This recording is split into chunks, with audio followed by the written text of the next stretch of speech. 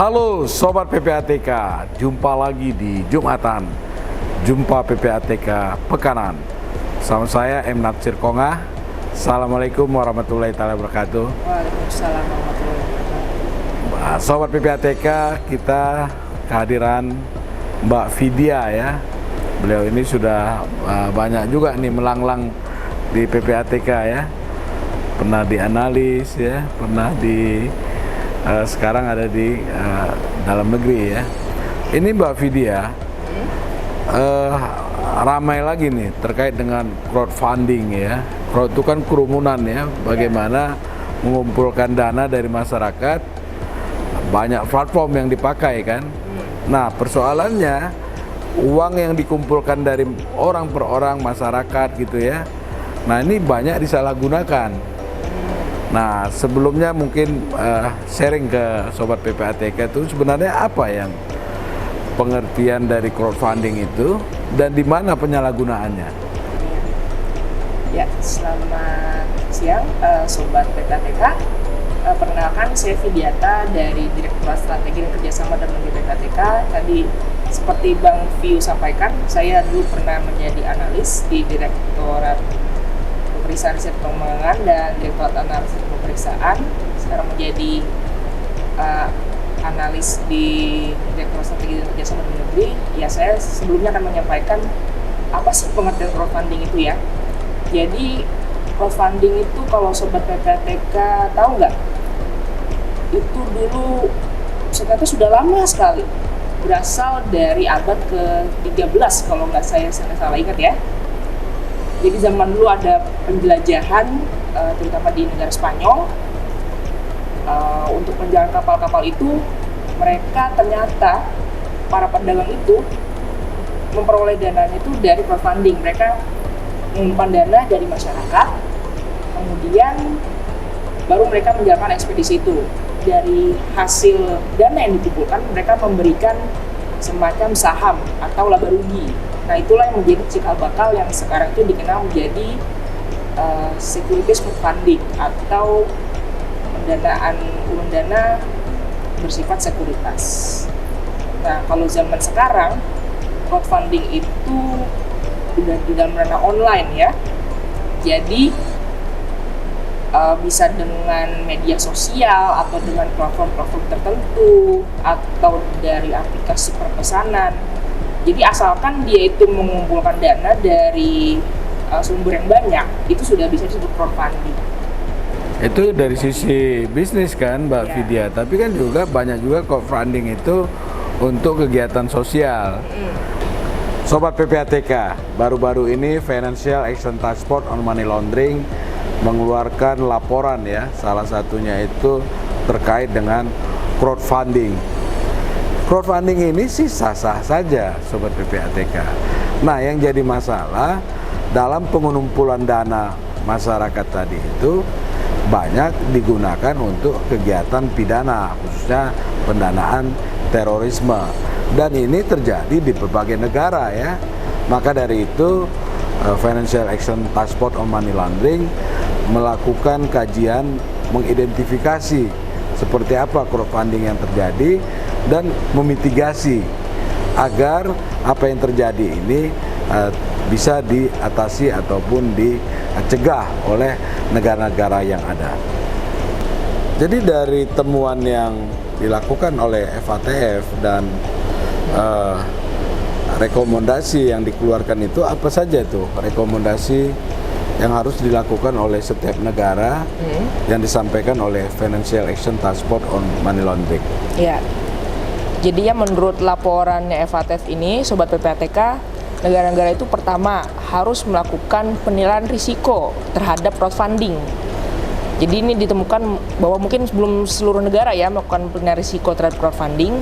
Jadi dari penilaian itu baru kita bisa melakukan langkah-langkah mitigasi risikonya. Selain itu juga memperkuat pertukaran informasi antara publik dan privat. Nah kalau mungkin sudah pernah terjadi di Indonesia ya, Bang Viu dan Sobat PPATK, namanya PPP atau Public Private Partnership. Tapi sementara ini mungkin baru terjadi di perbankan. Bisa saja nanti kita buat dengan crowdfunding atau yang lain-lainnya.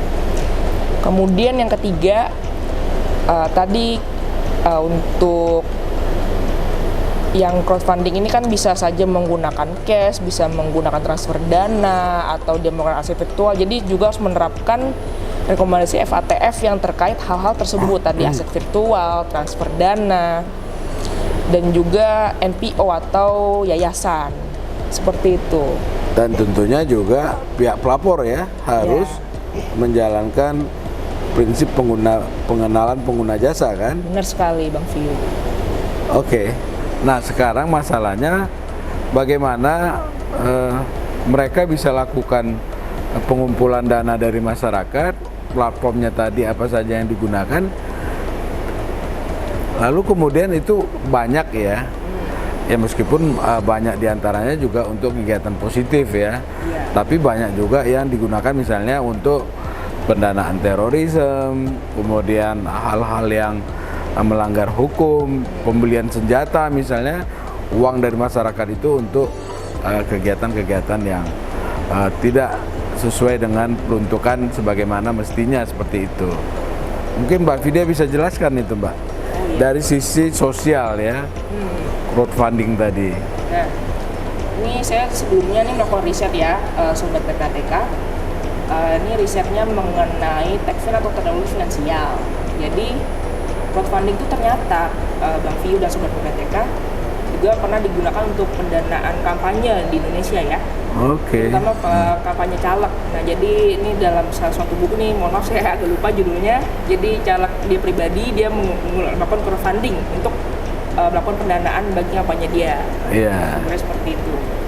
Nah, memang ya sayang sekali crowdfunding ini memang tidak hanya dimanfaatkan untuk yang bersifat hal baik ya. Misalnya contohnya yang kayak donasi kitabisa.com atau yang lain-lain.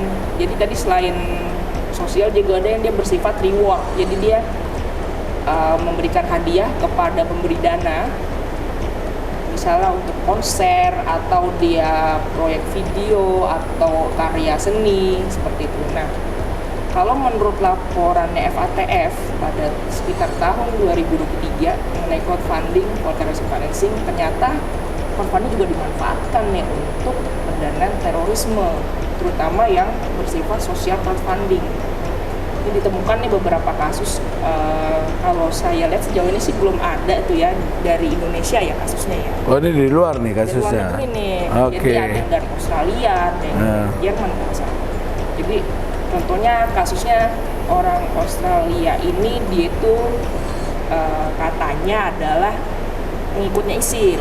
Kemudian dia itu membuka crowdfunding dan akhirnya dia pergilah itu ke Syria dengan dana crowdfunding tersebut. Itu salah satu contohnya. Sampai di Syria ngapain dia? Wah, itu yang pasti sih di situ ada tulisannya bahwa abis itu dia diekstradisi ternyata kembali ke Australia. Tapi dia ikut perang gitu ya. Tujuannya untuk kegiatan yang tidak sesuai peruntukan ya. Ketika dia mengumpulkan dana tadi, tentu kan orang nggak mau bantu dong kalau misalkan penyalur dana tadi, pemilik dana menyampaikan dana tadi kalau untuk kegiatan kejahatan misalnya kan. Ya ternyata dia itu tuh pakai, di sana disebutnya unregistered charity, donasi yang tidak didaftarkan. Sementara kalau di Australia itu sendiri semuanya harus terdaftar sebagai donasi. Nah di Indonesia juga setahu saya harus didaftarkan di Kementerian Sosial sebagai pengumpulan uang dan barang ya. Iya. Dia harusnya begitu kan, memang. Jadi crowdfunding itu dia ada lembaganya atau gimana itu? Nah, kalau tadi kan di awal saya sebut ada yang securities, ada yang donation, ada yang reward. Nah, securities crowdfunding ini Sobat PPATK sudah diatur ya oleh Otoritas Jasa Keuangan oleh OJK atau OJK. Nah, kalau yang bersifat resmi dong ya? Ya, resmi. Ada sekitar 13 atau 15 sekarang ya, bisa dilihat di website OJK. Oh, itu dalam bentuk crowdfunding yang sifatnya bisnis. Ya, untuk bisnis. Nah kita lebih pada bagaimana melihat crowdfunding itu digunakan sebagai sarana kejahatan. Nah, tadi ada contoh dari Australia. Dan di kita juga mungkin kan, bukan mungkin ya, dari beberapa kasus yang ada kan sudah terjadi kan pengumpulan dana masyarakat, lalu kemudian uang yang ada tadi untuk dibelikan senjata misalnya, kegiatan terorisme, lalu kemudian dananya tadi untuk membayar atau membantu keluarga-keluarga dari pelaku tindak pidana terorisme, sehingga mereka merasa bertanggung jawab terhadap keluarga orang-orang yang misalnya sudah ditahan oleh pihak keamanan. Nah, kalau kasus-kasus kayak gitu banyak nggak tuh? Kalau setahu saya ada di media ya, yang penggunaan kotak amal ya. Itu jadi dia penggunaan terorisme dari kotak amal. Nah itu mungkin sebenarnya bisa digolongkan salah satu crowdfunding juga, cuman yang masih tradisional ya. Kalau yang dia crowdfundingnya online, ya alhamdulillah mungkin sampai saat ini saya belum dengar ada kasusnya nih. Okay. Tidak menutup kemungkinan tuh bisa terjadi, tapi mungkin masih dipantau ya oleh penegak hukum kita. Nah ini Mbak Vidya, pola dari crowdfunding itu apa aja? Misalnya dia menggunakan sarana apa aja, misalnya uang cash atau juga punya menggunakan yang lainnya seperti itu. Pola ya. Nah jadi kan tadi ada yang bersifat tradisional, ada juga yang sudah online ya, Sobat PPATK.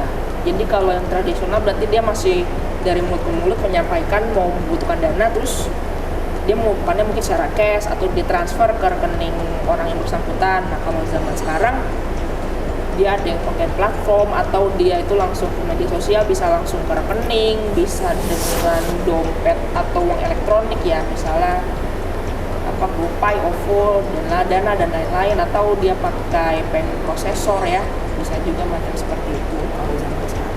Payment processor itu apa? Ya jadi dia memproses pembayaran, misalnya kita mau kirim dari rekening kita, terus ntar ternyata bisa ke dompet elektroniknya orang tersebut, seperti itu, atau sebaliknya. Dan bahkan zaman sekarang juga ada donasinya pakai aset virtual ya, Bang View.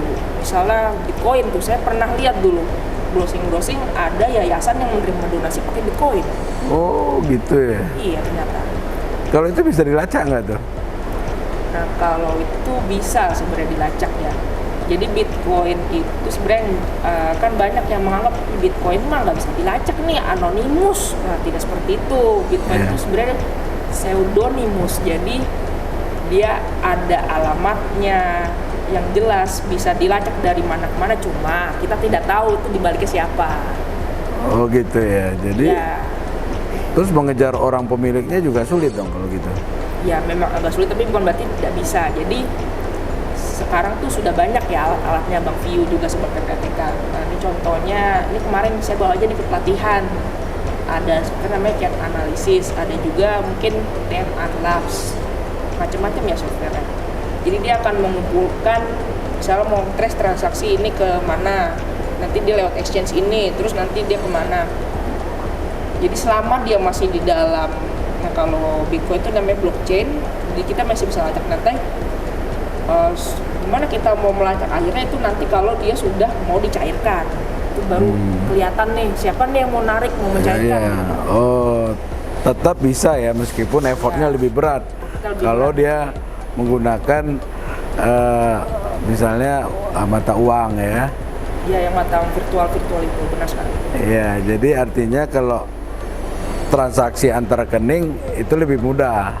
Nah, kalau yang pakai Bitcoin contohnya itu bisa lebih sulit ya. Benar sekali, Bang View. Tapi tidak bukan artinya tidak dimungkinkan.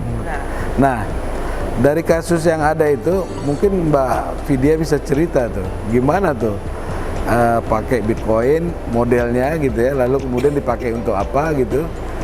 Ya, jadi ini menurut laporan FATF di Amerika Serikat nih ada 3 organisasi yang menggunakan aset virtual ini, dalam hal ini Bitcoin, untuk dia mengumpulkan dana ke seluruh dunia untuk melakukan aksi teror. Nah jadi dari hasil itu pemerintah Amerika Serikat dia menyita 300 rekening aset virtual tersebut, dan juga dia menutup dari media sosial yang menyebarkan untuk ajakan berdonasi tersebut. nilainya tentu besar ya. Iya. Dan ini bisa saja juga, walaupun kasusnya di Amerika terjadi juga di Indonesia kan. Bisa jadi. Ya karena banyak juga pelaku teror belajar kan, Iya. bagaimana cara melakukan crowdfunding ya. Ya, apalagi dengan adanya aset virtual itu tidak ada batas negara, jadi bisa dari luar negeri juga tuh masuk. Jadi pelakunya di luar negeri, terus mereka menggalang dana di Indonesia, bisa saja terjadi gitu Bisa ya. seperti Atau itu. sebaliknya ya. Atau sebaliknya.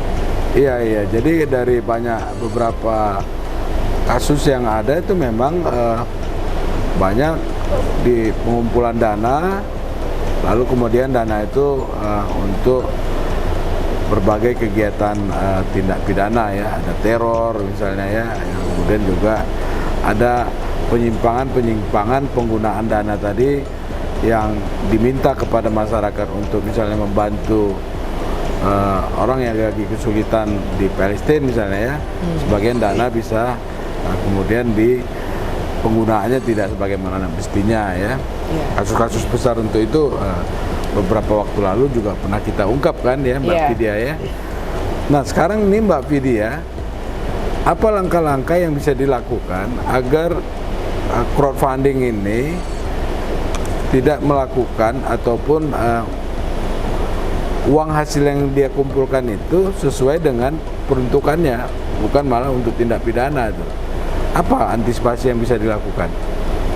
Ya, jadi ini kan mungkin ada beberapa pihak ya, minimal kalau misalnya dia untuk mengumpulkan dana sendiri, dia tuh harus tahu nih sumber dana saya dari mana sih. Jadi ada pertanyaan gitu mengenai sumber dananya. Nah kalau dia menggunakan platform, nah platformnya juga harus mengecek nih nanti yang pemilik project atau dia pengumpul donasi, dia mau digunakan untuk apa.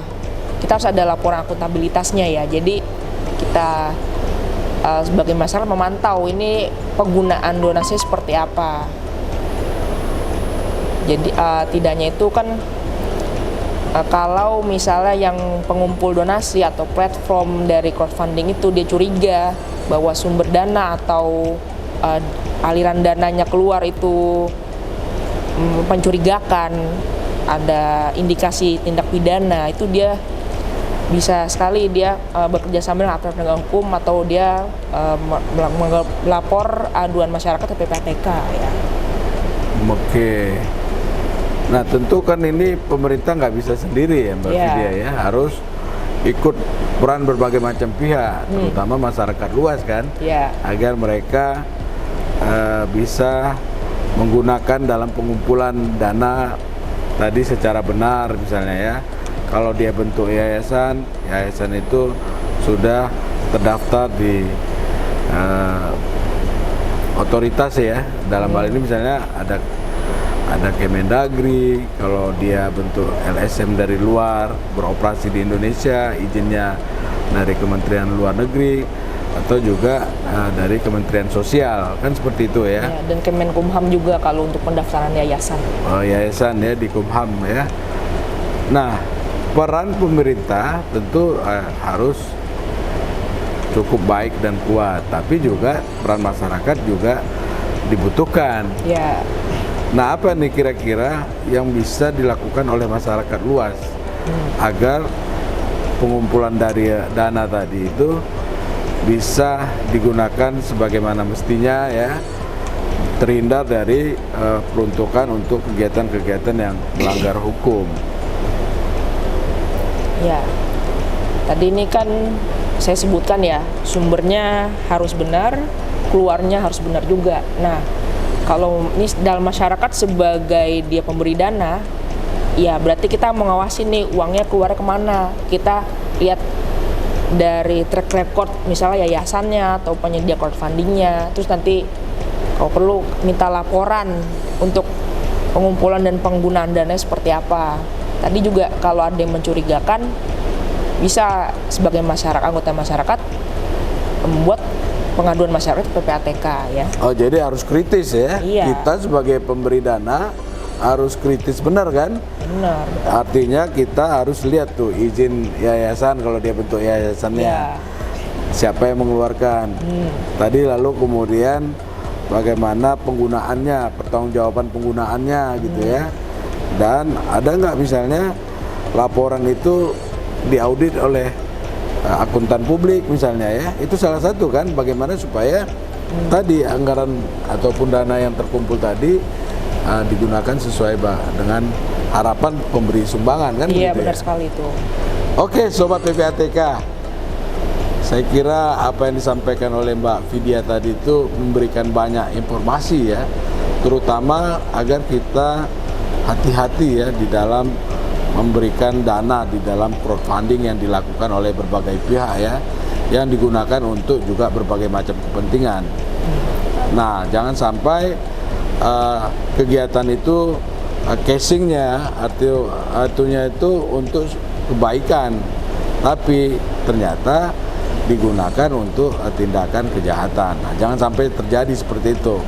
Maka itu dari Sobat PPATK kita terus kritis ya, terus ikut bekerja sama dengan pemerintah ya untuk mengurangi tindakan-tindakan dari crowdfunding yang menyalahi dari ketentuan yang ada. Oke, Sobat PPATK, jumpa lagi di Jumatan. Jumpa PPATK Pekanan.